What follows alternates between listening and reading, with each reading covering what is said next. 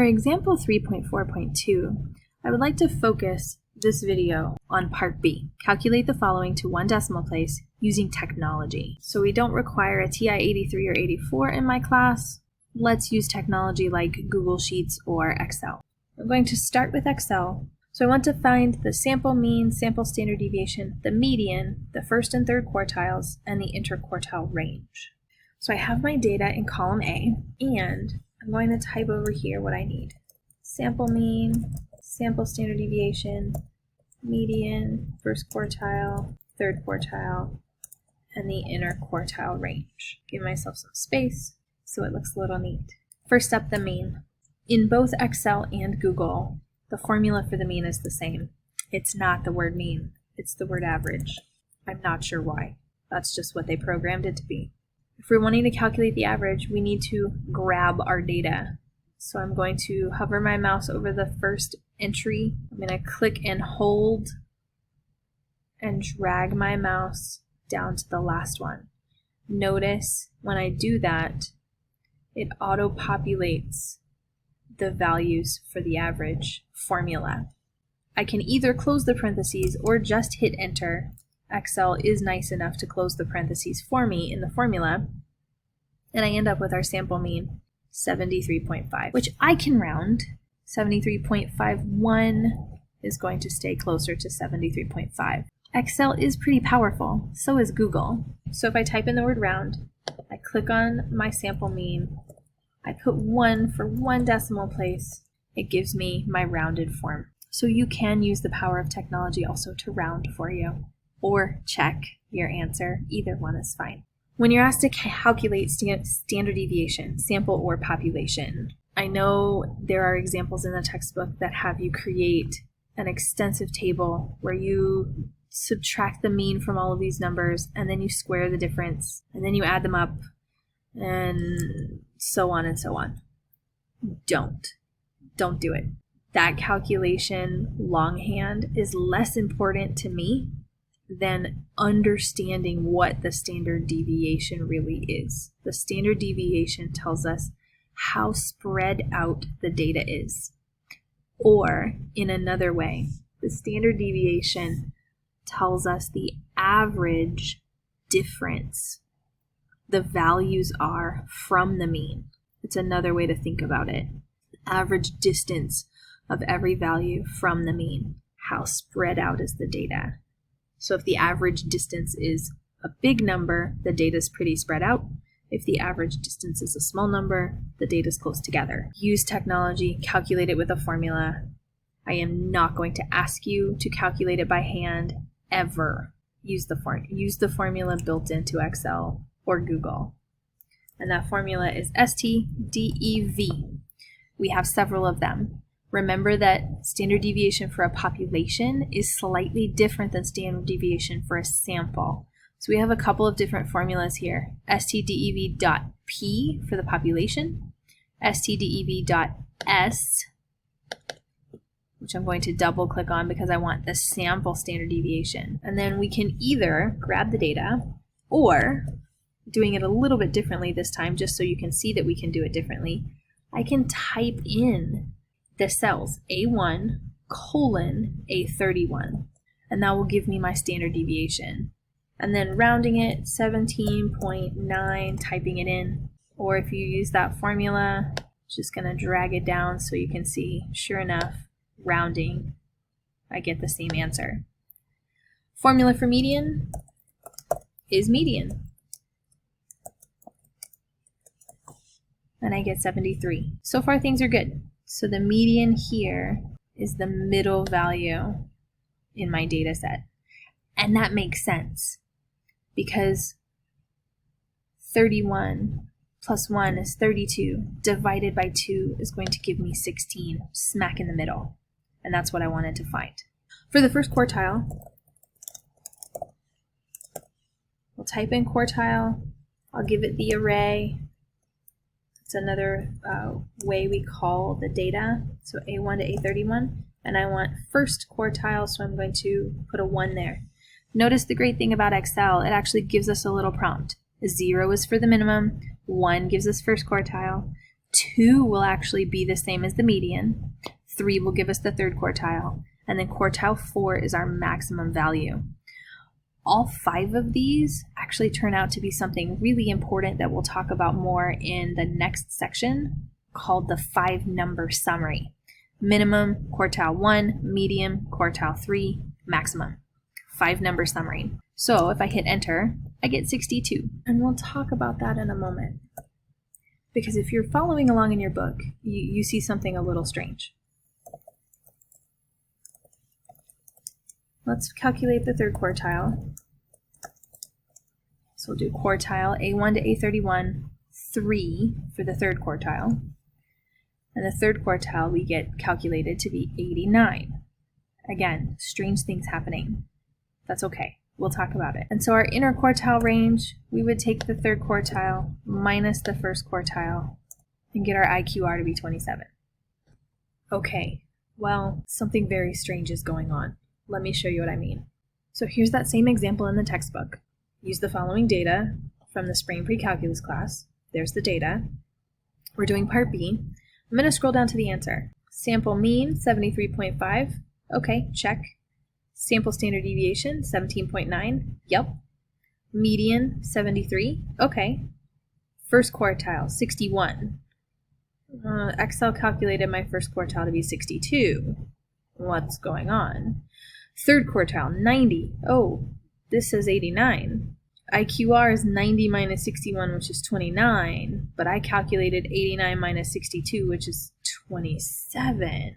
One of the pieces of statistics that can be frustrating is that there are different methodologies for calculating the same thing, and you do end up with different results, and that flexibility may not always be comfortable. Let me take the data from my Excel file, and I'm going to plop that data in my OneNote, mostly so I can write on it. So we calculated 73 to be the median, and that's standard.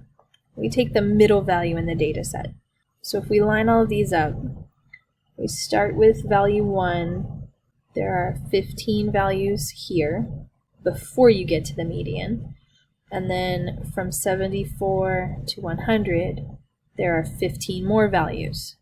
So this median in the middle separates the lower half from the upper half. With Excel and with Google, Google's going to do the same thing. I already know. So a little foreshadowing.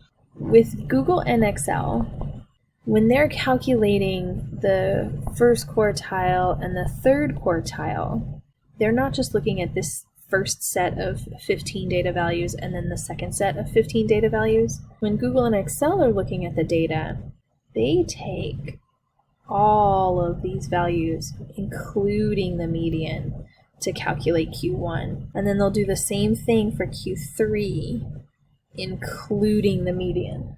If I look at these values, there are 16 values, which means if I want the median of these 16 values, which is what the quartile 1 is. Quartile 1 is the median of the first half of the data set.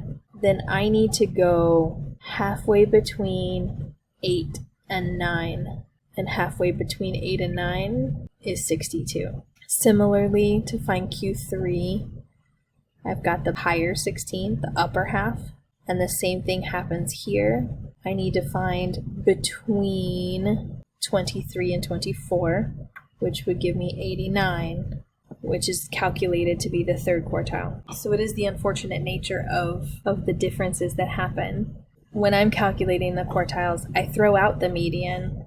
So I would look at the middle value of the top half, which is 61, and the middle value of the other half of the data, which would be 90. For me calculating it, I only look at the data values without the median, and that's how I would get Q3 to be 90 and Q1 to be 61, just like the book would. What does that mean for you?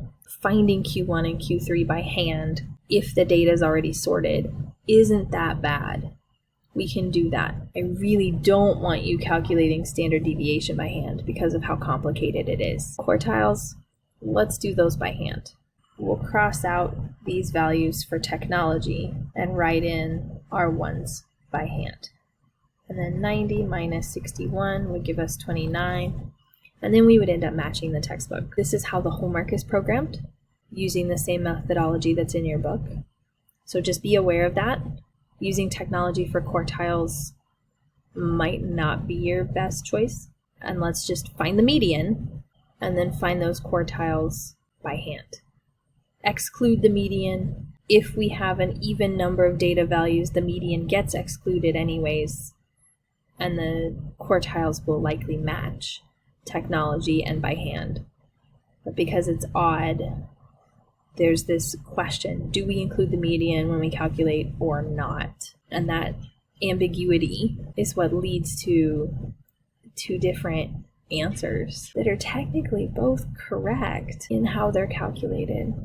So it turns out there's a reason that there are two different ways of calculating quartiles. And this comes down to statisticians that basically wrote the textbooks and discovered some of the formulas that we use in our textbook today.